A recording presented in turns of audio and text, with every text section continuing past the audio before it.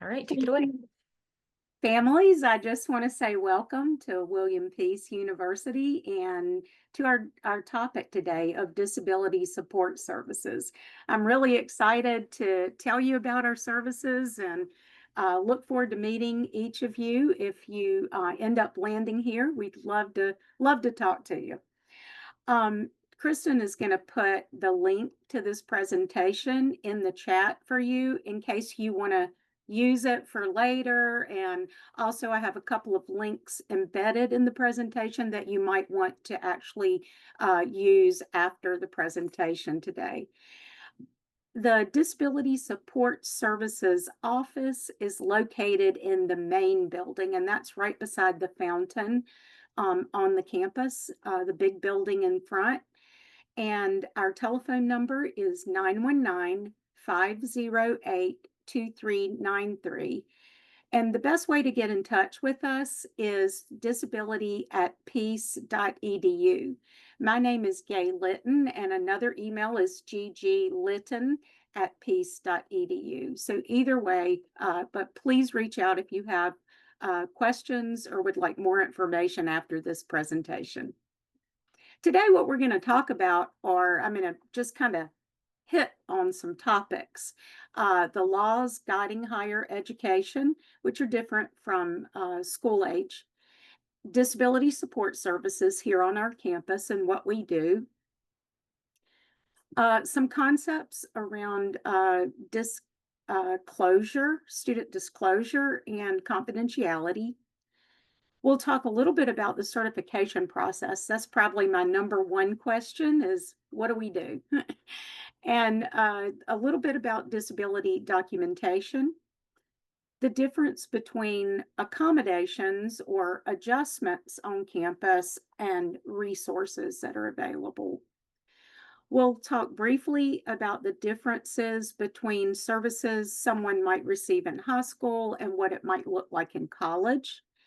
And then I want to give you some examples of family resources for you to get more details again after this presentation. Then we're going to stop the recording and give you a chance to ask some questions. So let's start with the laws guiding higher education. There are quite a few, honestly, but the two that we most refer to and use as guidance for our work are the Rehabilitation Act of 1973, Section 504, and the Americans with Disabilities Act 1990, amended in 2008. It gives us information like the definition of disability. So that's like the first thing that we do is determine if a person has a disability based on this definition.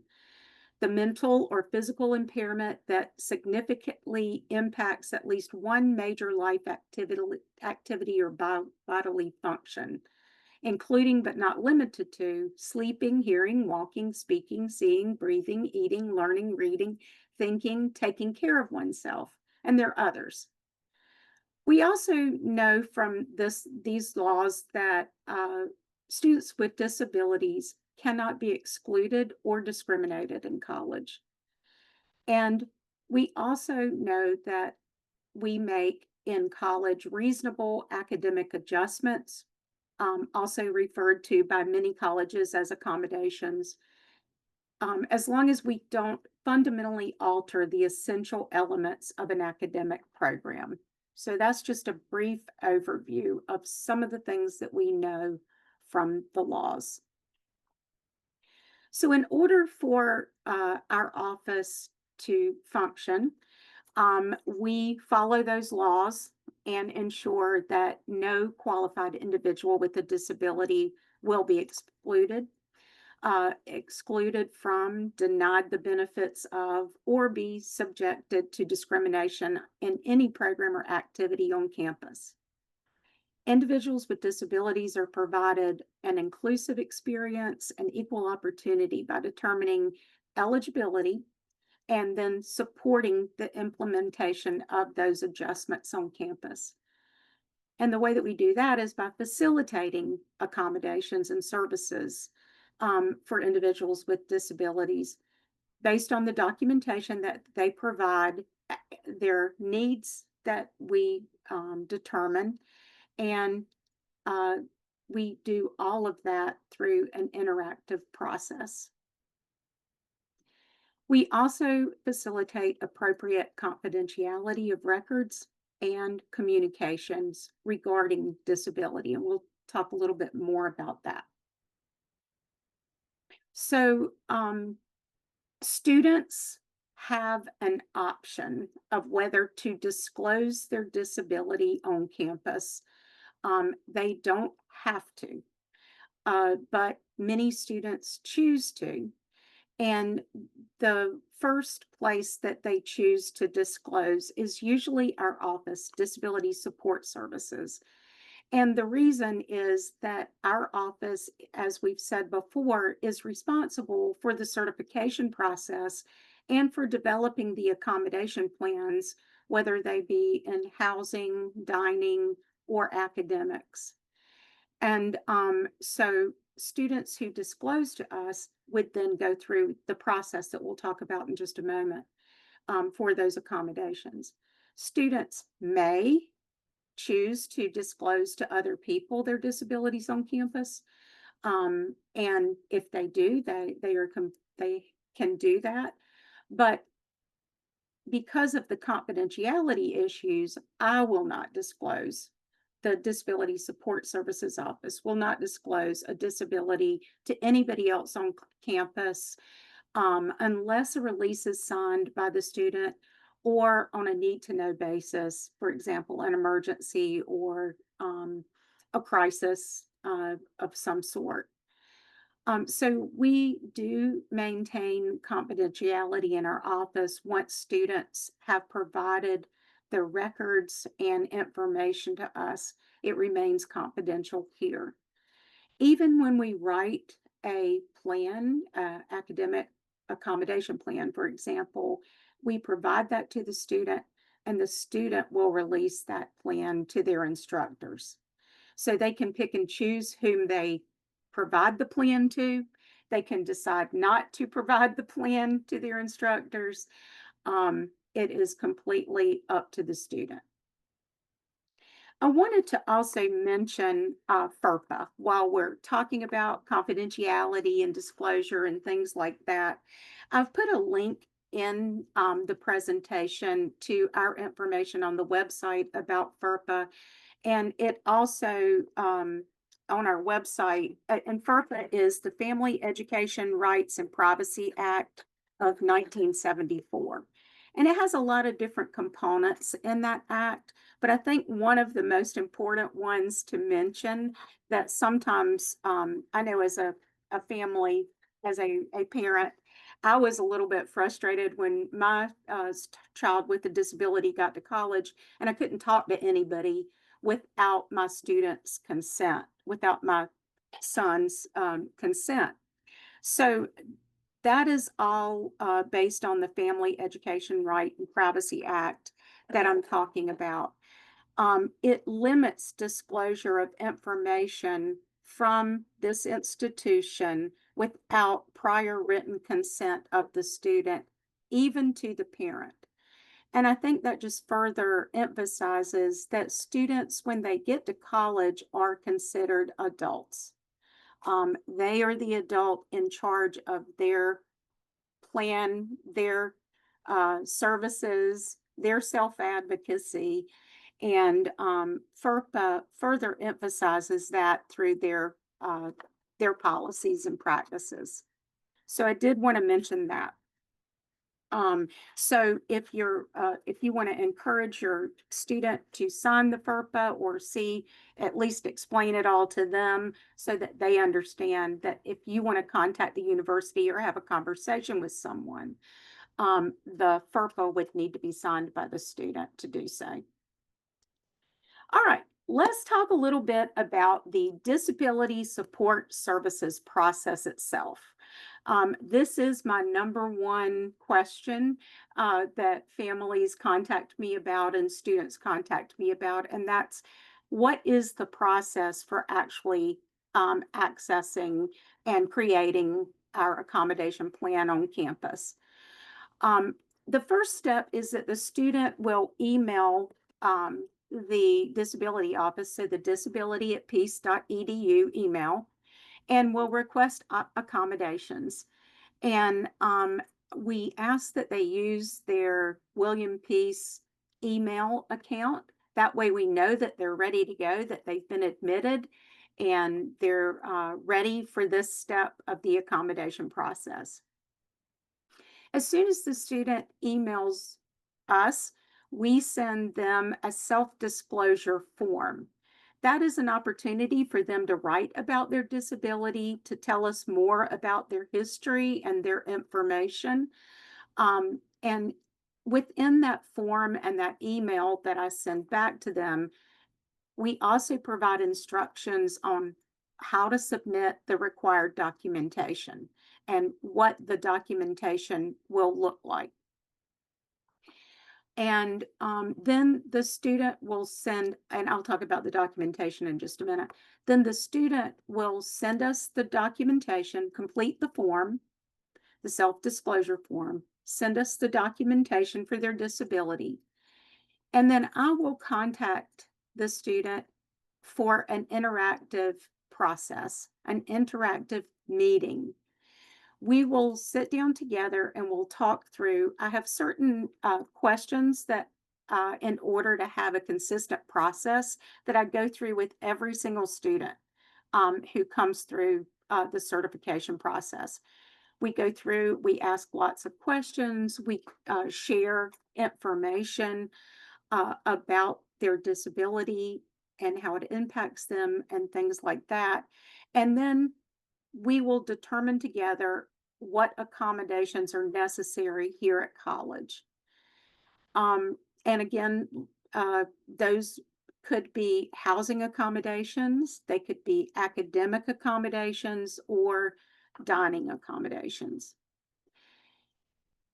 One thing to remember about the process once we've developed the plan is that each year we will need documentation specific to housing and dining each year. That'll be an annual collection of documentation. I don't need that for academic accommodations, only if there is a change in the diagnosis or situation related to academics. Otherwise, the academic accommodation plan, there will be a new one each year provided to the student, but no new documentation required by the student. So the disability documentation that really fuels our interactive meeting with the student includes normally a diagnostic evaluation or a letter from the provider. If it doesn't have enough information for us to be able to have an interactive meeting and go through all those questions that I was telling you that we need to answer each time we have an interactive meeting with the student, then it might be that we collect multiple types of documentation. But the types of information that we're looking for is, is there a disability? And I learned that by determining what major life activity is significantly impacted or limited by the condition. I review the specific diagnosis that identifies what the disability is. We discuss when the initial diagnosis was made, how the diagnosis was determined, and any other historical factors that might be relevant. We talk about the functional limitations of the disability. We talk about how it might impact the student on campus educationally. Will it impact in education and in the academics? Will it impact in the housing? Will it impact in other programs or services, in mobility, in transportation across campus? We talk about things like that. And then we talk about what accommodations have been suggested in the past or if a provider is making recommendations or suggestions for accommodations and why those might be needed. We also talk about, will this accommodation mitigate the characteristics or the impact of the disability? And we talk through that as well. Normally, the documentation that's provided is going to have the name, the title, the license, the credentials of the provider. It's usually on letterhead and dated and signed by the provider. And then we look at any other supporting information. Like I was telling you, if the diagnostic evaluation or the letter from the provider doesn't have enough information for us to be able to answer all of the questions, then we might pull in your IEP. We might look at your 504 plan from high school or other relevant information. What I will say is for students who have multiple diagnoses, um, we would be looking for that information from the expert or provider of that diagnosis. So if a student has a health condition, we might want to see something from their doctor. If it's a psychiatric condition, then we might want to see something from their psychiatrist. Um, so those are just some examples of you know, the reasonable documentation that we would expect to receive in this process. One of the things that I wanted to mention that is, I think, really different from high school is that accommodations and resources are really two different things. Usually at a college, they're provided by different individuals. So here at William Peace and similar to other colleges, accommodations include academic adjustments, auxiliary aids and services, and any modifications to policies and procedures. Because the purpose of an accommodation is to remove a barrier, to remove all the barriers that in order to ensure equal access and opportunity for participation by a student. So that's what our focus is how can we ensure an equal playing field for a student that comes to college? Resources at college are used to enhance opportunities for success or help students manage personal disability related impacts. So let's say a student has a difficulty remembering things for a test. They may need a tutor to help support them in practicing that memory issue by practicing with a tutor. Or they may need support from in academic skill development. So they would get a coach, have a coach from our Office of Student Success to support them with that. It could be that they need counseling services as a resource. So they would go to our wellness center to receive counseling, health services. Things like that are considered resources in college. And again, accommodations that are provided through the Disability Support Service Office would be academic adjustments, aids and services, and modifications.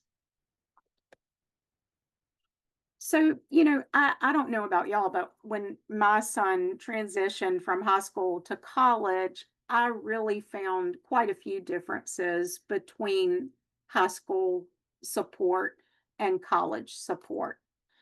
In high school, the laws that guide the services, it really pre-K 12, are Individuals with Disabilities Education Act and Section 504.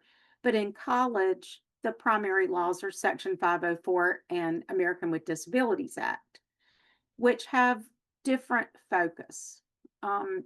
In school, uh, idea. It has the school and the parents as the lead people guiding the program. Parents have access to all the records. In fact, you're required to be a part of the IEP team, for example. But in college, the student is the one who's in charge. They're the ones, the student is the self advocate. Parents don't have access to the educational records or grades or anything like that unless consent is provided.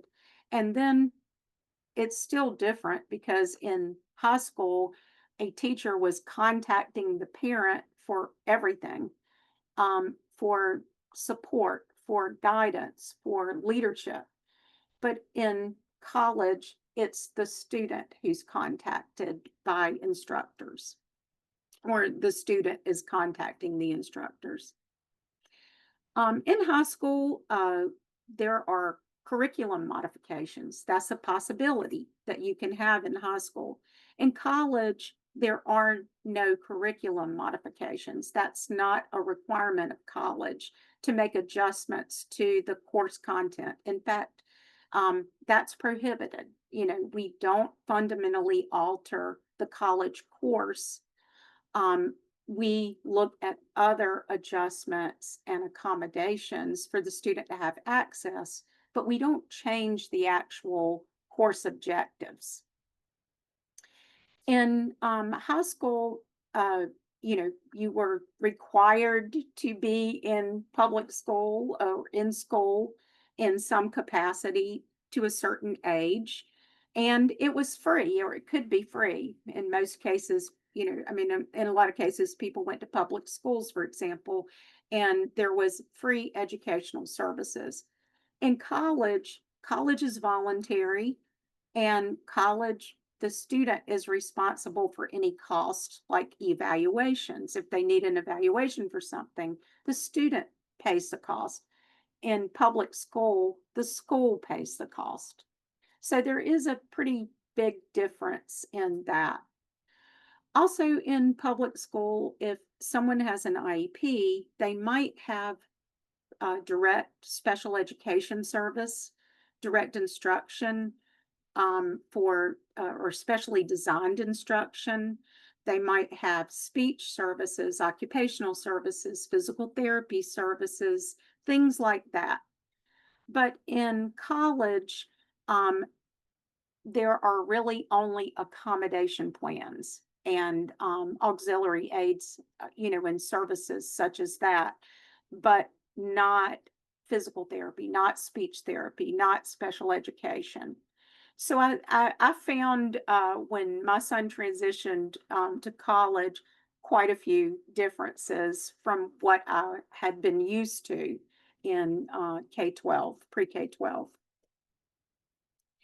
The next three slides, I know that I'm giving you a really high level presentation here in terms of, just the big ideas, but I want you to have some resources, or at least know how to search for resources that might be helpful for you to have more details.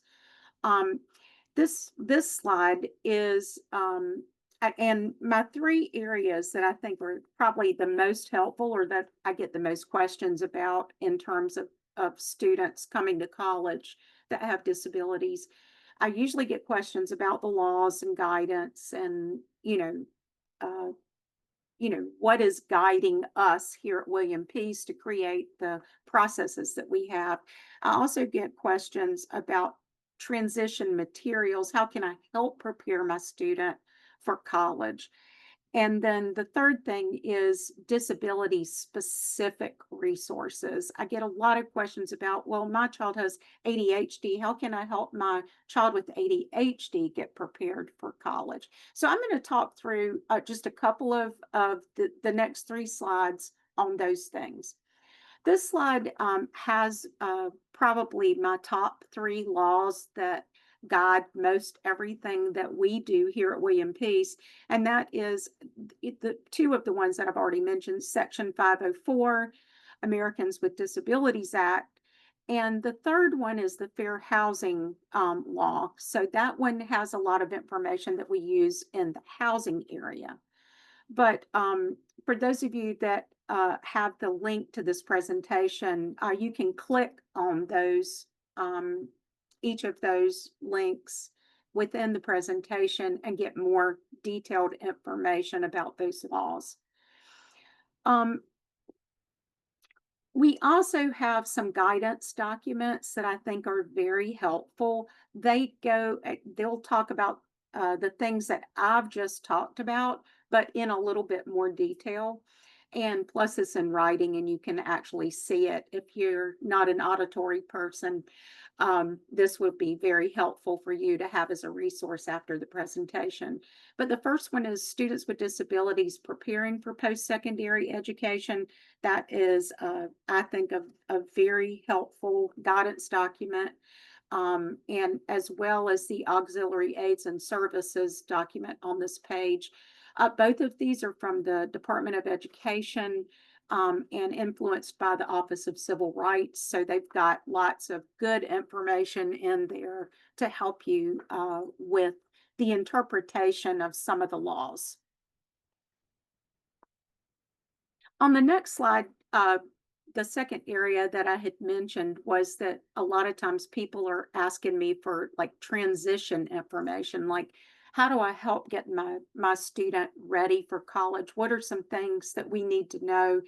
And I just put 4 examples of resources, and you can, go to your search engine and look for things similar to this, in case you have some preferences of different sites other than these. But these are just 4 examples. The first one is the National Center for College Students with Disabilities.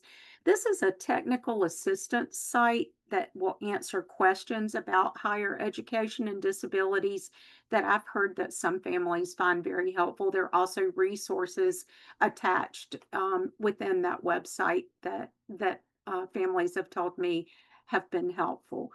Transitioning to college for students with disabilities. That's one of my favorite. It's out of Minnesota. And this document really has a lot of planning tools for college, and covers a lot of big areas that families have questions about. Some of the soft skills that you need for college, as well as some of the more specific things that you want to think about as you're planning. The resources for students with disabilities has some information in there about the legal rights of students. And there are a couple of specific disabilities referenced with specific disability information and resources, websites, and other documents that are helpful. And then the NTACT developed a document that I did a few of the differences between college and high school. They've got even more ideas around the differences between that you might experience between high school services for students with disabilities and post-secondary education.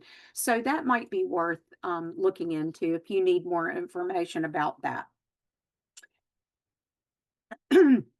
My last suggestion for finding family resources, as I said before, is if you have a student with a specific disability and you want to find more information out about that, go to your regular organizations that you're already working with around specific disabilities. Most of them have some sort of document or guide to help support you with your students' transition to college.